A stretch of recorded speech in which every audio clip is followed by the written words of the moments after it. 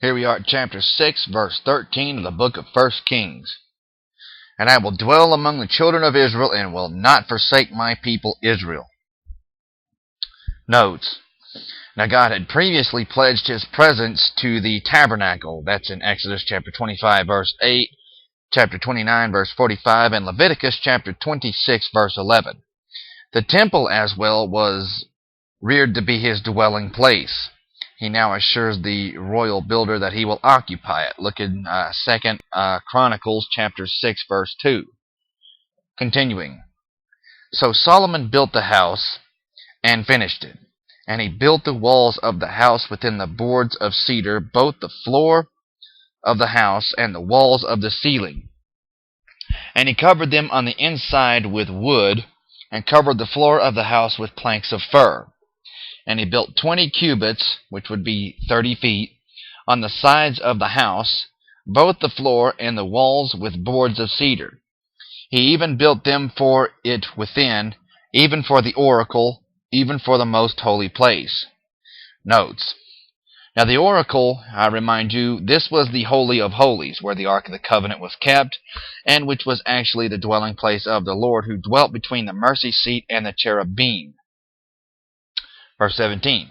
And the house, that is, the temple before it, was 40 cubits long, which would be 60 feet. Continuing. And the cedar of the house within was carved with knops and open flowers. All was cedar, there was no stone seen. No, it's actually the cedar wasn't seen either, because all of this was covered in gold. Verse 19. And the oracle he prepared in the house within, to set there the ark of the covenant of the Lord.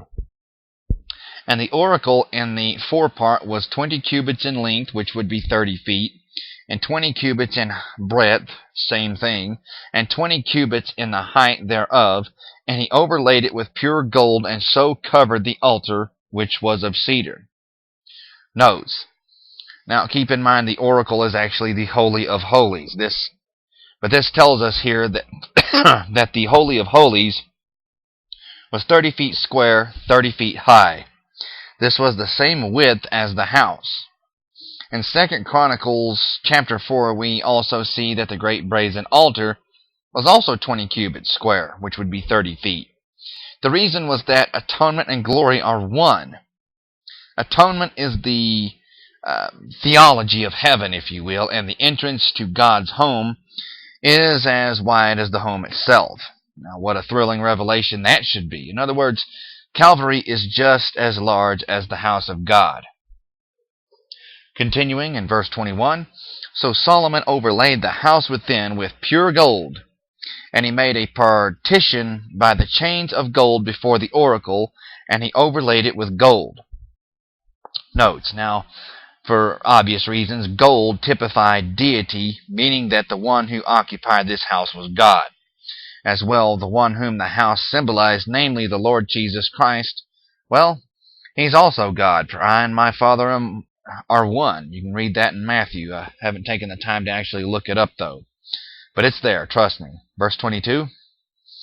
And the whole house he overlaid with gold, until he had finished all the house. Also the whole altar that was by the oracle he overlaid with gold. And within the oracle he made 2 cherubims of olive tree, each 10 cubits high, which would be 15 feet. Verse 24.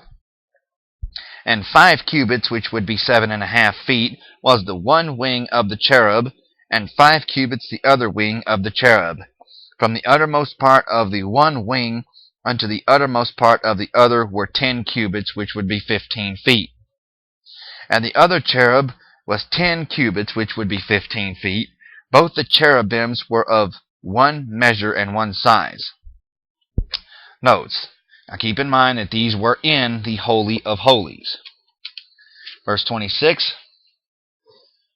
The height of the one cherub was 10 cubits, which would be 15 feet, and so was it of the other cherub. And he set the cherubims within the inner house of the Holy of Holies, and they stretched forth the wings of the cherubim, so that the wing of the one touched the one wall, and the wing of the other cherub touched the other wall, and their wings touched one another in the midst of the house. Notes: each cherub had 4 wings, 2 stretched out behind, which touched the back wall, and 2 stretching out in front, which touched the wings of the other cherub. So the wings of both cherubs spanned the entirety of the Holy of Holies. Actually, this particular room, it is said, sat immediately above the rock where Abraham was to offer Isaac, and where presently the dome of the rock of the Muslims is actually built. Verse 28, and he overlaid the cherubims with gold, and he carved all the walls of the house round about with carved figures of cherubims, and palm trees, and open flowers within and without. Notes: the cherubims, they speak and lead to, they speak of the holiness of God, and thereby that all about him must be holy. The palm trees speak of a perfect climate, meaning that the elements will no longer be in revolt after the second coming of Christ. Now the open flowers speak of beauty, which will characterize the kingdom age of which the temple is a type. Some people say it may actually symbolize fertility, because that's what the flower's function in life is to do. Now, due to the fact that the cherubim symbolize the holiness of God, well, they likewise must also symbolize judgment. Their wings met over the blood-sprinkled mercy seat and reached, as stated, to either extremity of the most holy place. God's judgments have Calvary for their center and are as wide as his home. That should tell you something, my friends. Verse 30. And the floors of the house he overlaid with gold within and without. And for the entering of the oracle he made doors of olive tree. The lintel and side post were a 5th part of the wall. Notes: beneath the huge cherubims, whose wings stretched from wall to wall, was placed the Ark of the Covenant with the mercy seat.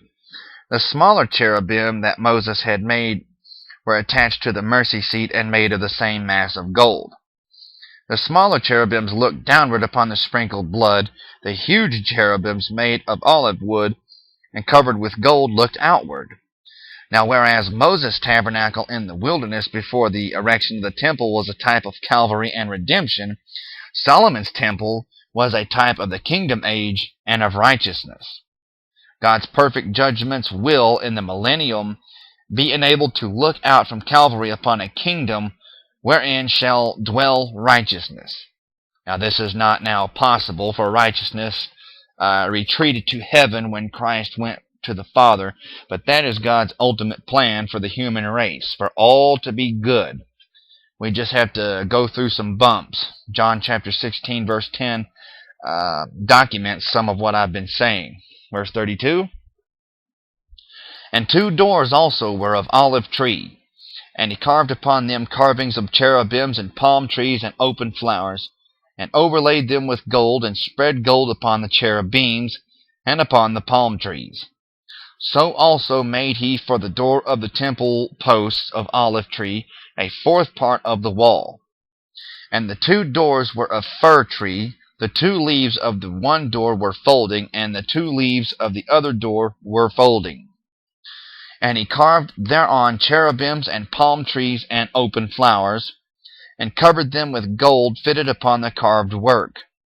And he built the inner court with 3 rows of hewed stone and a row of cedar beams. In the 4th year was the foundation of the house of the Lord laid in the month of Ziph. Notes: the word Ziph would actually, it's equivalent to our month of May. Continuing. And in the 11th year, in the month Bul, which is the 8th month, was the house finished throughout all the parts thereof, and according to all the fashion of it. So was he 7 years in building it.